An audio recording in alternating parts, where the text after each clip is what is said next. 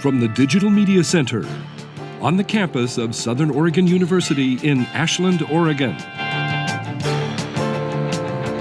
This is Ramping Up Your English, an educational program for intermediate level English language learners. Here's your host for Ramping Up Your English, John Letts.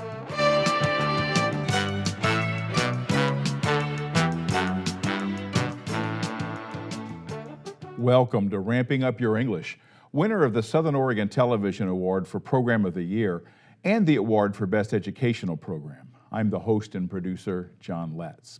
Ramping Up Your English is an educational support program for intermediate English learners. It's a program for people from all language backgrounds. Ramping Up Your English is also for people of all ages. Now, if you've already passed the beginning stages of learning English and you want to reach higher levels of proficiency, this program is designed to meet your needs. We take a content-based approach to helping you reach higher levels of English proficiency. Our current thematic unit is animals. This is segment 1 of episode 68. In our previous episode, we explored behavior adaptations. Now, some adaptations challenges our understanding of certain animal groups. A good example can be seen in penguins. Now, penguins are birds. Our first thought about birds is their ability to fly. Yet these birds don't fly, at least not in the air. They can flap those skinny wings all they want to, but penguins just can't get airborne.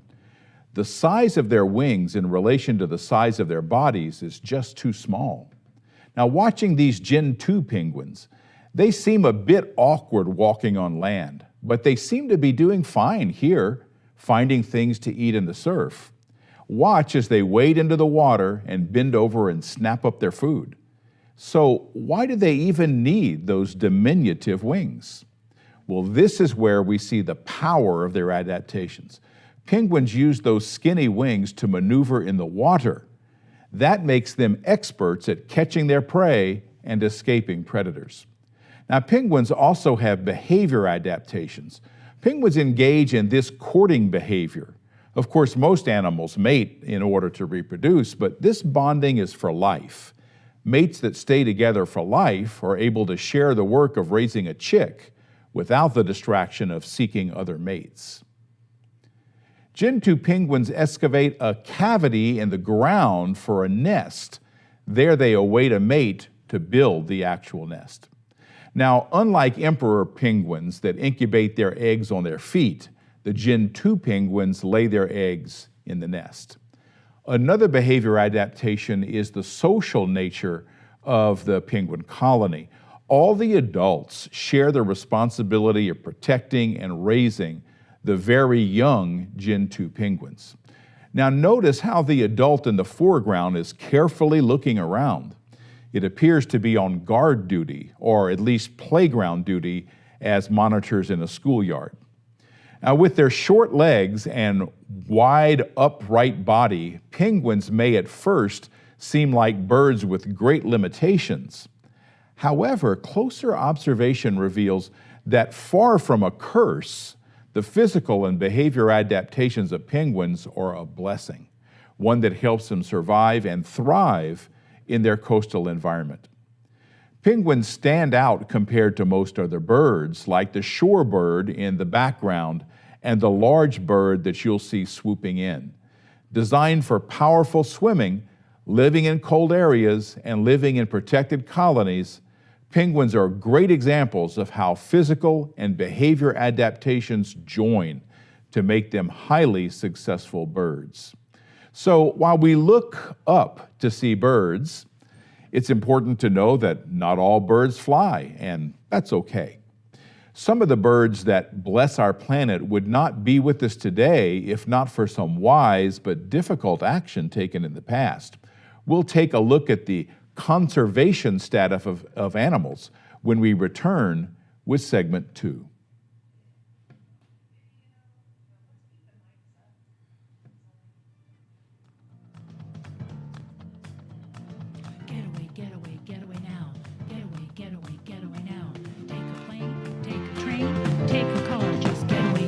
Getaway now.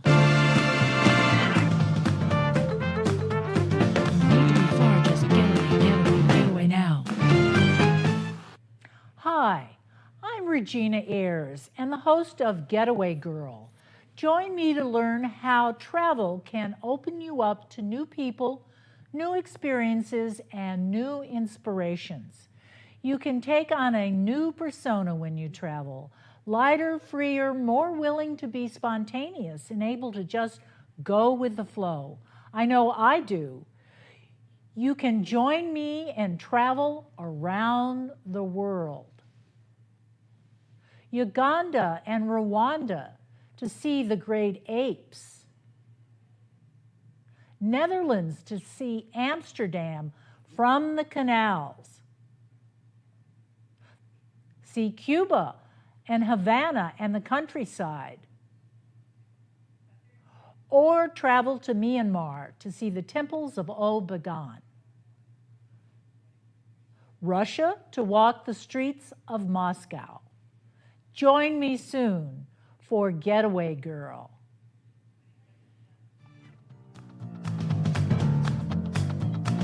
Getaway, getaway, getaway now.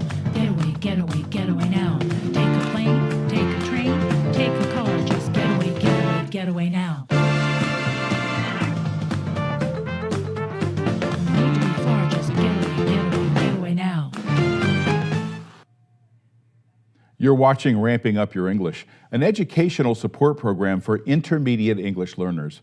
We take a content-based approach to helping you improve your English proficiency. Our thematic unit is animals. This is segment 2 of episode 68. Watching this bald eagle soar through the sky, I'm reminded that I'm witnessing the sight of the national bird of the United States. I'm also witnessing a bit of a miracle, the government doing the right thing and the unlikely survival of a majestic bird. In the lower 48 states, seeing a bald eagle was once an extremely rare sight. Bald eagles are just one species of bird that reached the edge of extinction in our lifetime. It took an act of Congress to save this bird in most of its historic range, the Endangered Species Act. Now, even with this protection, it was narrow escape for the bald eagles. Some ranchers were shooting or poisoning them. They were being hunted for their feathers, and a chemical known as DDT was following the food chain into their bodies, making their eggs too weak to hatch the eaglets. The Endangered Species Act put people in prison for shooting bald eagles. It's illegal for most people to even possess an eagle feather, and the DDT was banned. Bald eagles eventually repopulated their historic range, and the eaglets again hatched out of their eggs. The Endangered Species Act is not without its controversies, but it remains the law of the land as of today, the day we're doing this episode. Under the Act, a high price was sometimes paid to prevent an animal from becoming extinct. The thing about extinction is that once it happens, you can never go back. You know, people can do a lot with technology, but they can't create life. Only nature can do that.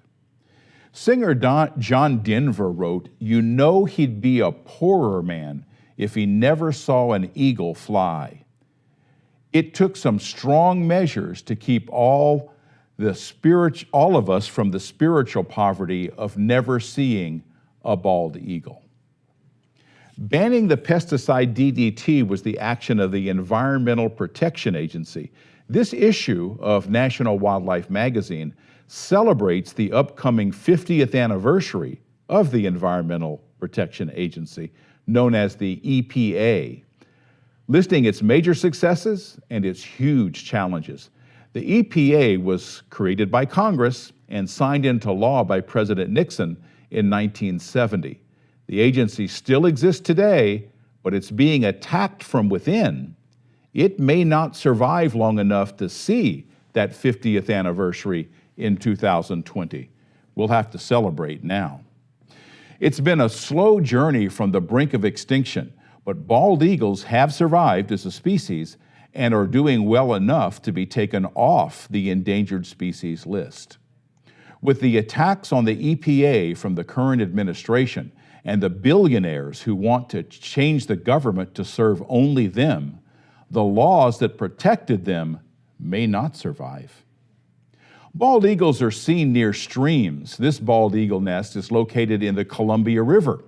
You can see how eagles use man-made materials in building their nests.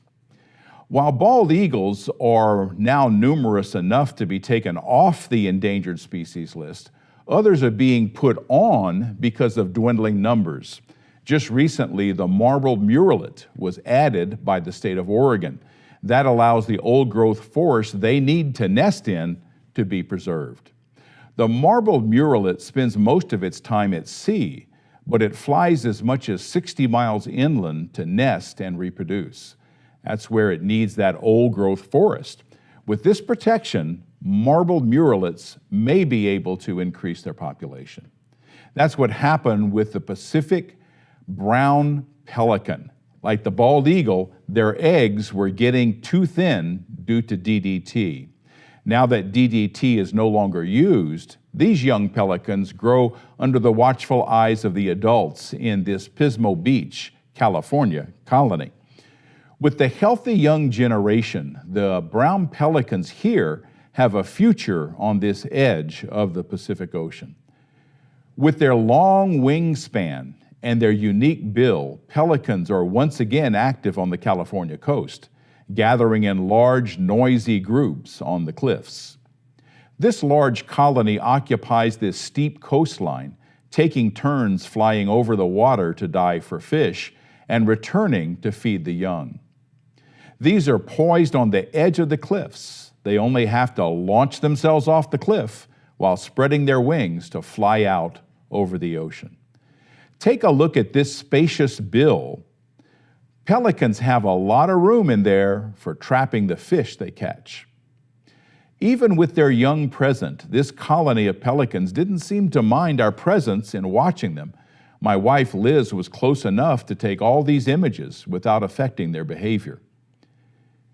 Interpretive signs here at Pismo Beach help us develop an appreciation for these remarkable birds, like having a pouch that holds 2 gallons of water. Now, I know what 2 gallons of water weighs. Can you imagine them having to fly with that much weight? Well, their story about reaching the edge of extinction and their rebound after the EPA banned DDT is clearly told by this interpretive sign. What could have been the sunset on this marvelous life is now the sunrise of a new day. While there's much that humans do that can devastate wild animals, people can also save them through collective action. And collective action is also being taken to save several species of fish on the Columbia River. This mighty river begins in Montana, courses north into Canada, then makes a 180-degree turn and now flows south back into the United States. It makes a right turn to flow westward through a cut in the towering Cascade Mountains, forming the border between Oregon and Washington. Let's learn more about what's happening with the salmon on the Columbia River. Columbia River Bar, where the mighty Columbia River meets the Pacific Ocean. The bar is known as the graveyard of the Pacific for all the ships that have wrecked there. Ships still make the crossing here, plying the waters of the Columbia River up to Portland. Fish used to make this passage, 5 species of salmon by the millions. The Columbia River is wide here, requiring an extensive span to connect Oregon with Washington State. Looking back toward the ocean, we see the entrance to an important shipping channel. Approaching Astoria, Oregon from the river, we see the remains of the salmon canneries that once lined this river. This was once a bustling business center, where seemingly endless supplies of fish were harvested and processed for human consumption. But where are all those fish now? The ghost of old canneries remind us that there's no such thing as endless. This inland stream has only the bare skeleton of the cannery that once occupied it. Elementary school students learn to graph the populations of Columbia River fish over time from the year 1900. You can definitely see a pattern in the graph. Students used data from 1900 to 1980, then applied those numbers to creating line graphs. When salmon were caught by the millions in seines that span the river, their populations immediately crashed. The native people of the Columbia River Basin considered the salmon sacred, and there was no shortage of them when they made their epic spawning migration. Even far inland from the ocean, salmon supplied a major portion of the people's diet and allowed many tribes to live well with plenty. The Native Americans' creed was to take what you need, but always leave the rest. Today, by treaty, Native Americans along the Columbia River retain their families' ancestral fishing platforms. This pattern of plenty lasted thousands of years, hardly even upset by white fur trappers. After exploration by Lewis and Clark, and following a treaty among European nations with claims on this area, settlers from the United States began their own epic migration to Oregon.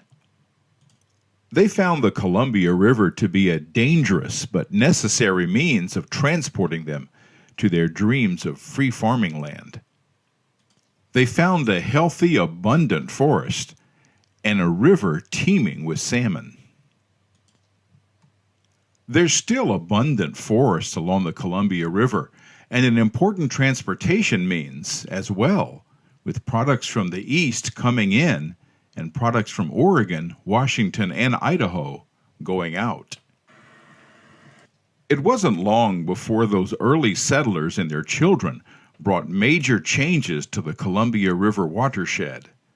Canoes were replaced by paddle boats, as Portland grew from a muddy flat called Stumpville to a world-class shipping port. The Oregon Territory became the state of Oregon as settlers and miners poured in from other parts of the country. Farmers found markets for their crops beyond the gold fields of California and Oregon. Wheat from eastern Oregon grew well in rich soil left over from a cataclysmic flood millennia earlier. Demand for lumber grew, resulting in logging, which often damaged salmon spawning grounds. All this economic activity increased river traffic and resulted in changes to the river to facilitate this river traffic. The Columbia River found itself a major transportation corridor, hosting ships from all parts of the world. Little thought was given to how all this activity affected Columbia River salmon. Rail traffic was developed on both sides of the river, once causing a landslide that completely cut off the salmon migration. Oil from North Dakota is shipped through here, threatening to pollute the river in the case of more derailments. Passenger rail continues on the north bank, with Amtrak's Empire Builder linking Portland and Seattle with Chicago. All these changes had their effects on Columbia River salmon populations. Some declines were met with regulations, like stopping the giant seines and industrial-sized weirs and fishing wheels. Regulation of fishing practices helped at times, as did fish hatcheries, but the fish population continued their disturbing decline. Of all the human activities that affected the fish populations, the greatest culprit was the building of dams on the Columbia River and its tributaries. This is a fish discharge structure from the Bonneville Dam, the first of over a score of dams on the Columbia River and its tributaries. Constructed during the Great Depression, this massive structure spans the width of the Columbia River. Built to control devastating floods of Portland and to produce electricity, Bonneville Dam was built by the U.S. government while dictators were building their armies for another world war. Another reason for building this and other dams was to make the Columbia River safe for boat traffic. River traffic can get past the dams by using the locks. Traveling upstream, the lock will lift the boat to the water level behind the dam. This structure is not designed for fish passage. This is for boats of all sizes to pass the dam. This is the approach to the Cascade Lock at Bonneville Dam, heading upstream. Looking astern, we see the lock gates closing at 400% of their real speed. Once they're closed, the water level in the lock will rise, lifting the boat. Salmon and other fish do pass through the Bonneville Dam via fish ladders. They all pass through here, where a fish counter notes every fish that comes through. These dam fish counts are considered the most accurate accounting for fish passage on the Columbia River. Much less charming than salmon, these lamprey eels also pass through here. They latch onto the sides of salmon as parasites, but they are native and they're part of the salmon cycle. The 10 giant turbines in the powerhouse produce electricity that powers much of the Pacific Northwest. Mandated to reduce fish mortality, turbines have been re-engineered to be less lethal to fish on their downstream migration. Fish ladders are designed to mimic the conditions of salmon runs. On the far side of the ladder, we can see salmon jumping up on their way upstream to their spawning grounds. They struggle against the current. They'll continue until they find the stream where they were hatched, or die trying. Passage for boats is easier. The lock has reached the level of water impounded by the dam. Now the boat can continue upstream, where other dams and locks await. Here we see where all that electricity is sent out on power lines. Homes as well as industries are powered from this river. Columbia River salmon have paid a price for that electricity. To help reduce salmon mortality, hatchery salmon are barged downstream. This is a salmon barge designed especially to keep them alive and healthy on the trip. They time this transport and release to keep the hatchery fish from mating with wild salmon stock. The Columbia River watershed is huge, reaching north far into Canada and east into Wyoming. Many of these streams are dammed. While the Corps of Engineers is working hard to make each dam less lethal to fish, salmon must pass through so many of them. Even here in Hell's Canyon on the Snake River, plans for a dam had to be defeated for the sake of salmon and to keep this part wild. Columbia River salmon populations are unlikely to return to pre-Columbian levels, but they are increasing. Human efforts to have a positive effect on wildlife can seem extremely challenging, but they can make a difference. I would love to hear from you and see how the program is helping you improving your English. Send an email to letscreatepro@gmail.com. Visit my website at letscreate.org for all the support materials for this episode. Just navigate to the episode 68 page. You can watch and even download all episodes of Ramping Up Your English at archive.org/details/Rogue TV. Use the search box by entering Ramping Up Your English. You'll find all the episodes there. Ramping Up Your English can be seen in Ashland on Channel 15 or 115 on the Ashland Home Network and in the rest of Southern Oregon on Charter Cable Channel 182. Showtimes are 8 a.m. on Mondays and 7:30 p.m. on Thursdays. Visit rvt.sou.edu for free live streaming. Showtimes will vary in different parts of the country. Check your local access station or public stations, or public access stations is what they're actually called, or your education stations. Now I want to thank my director, Denise Ross, and my talented and dedicated crew. And I want to thank you, our viewers. All of you helped make this program an award winner. Join us next time for Ramping Up Your English. To celebrate those victories for wildlife, I leave you with a short video of pelicans and bald eagles. I'm John Letts.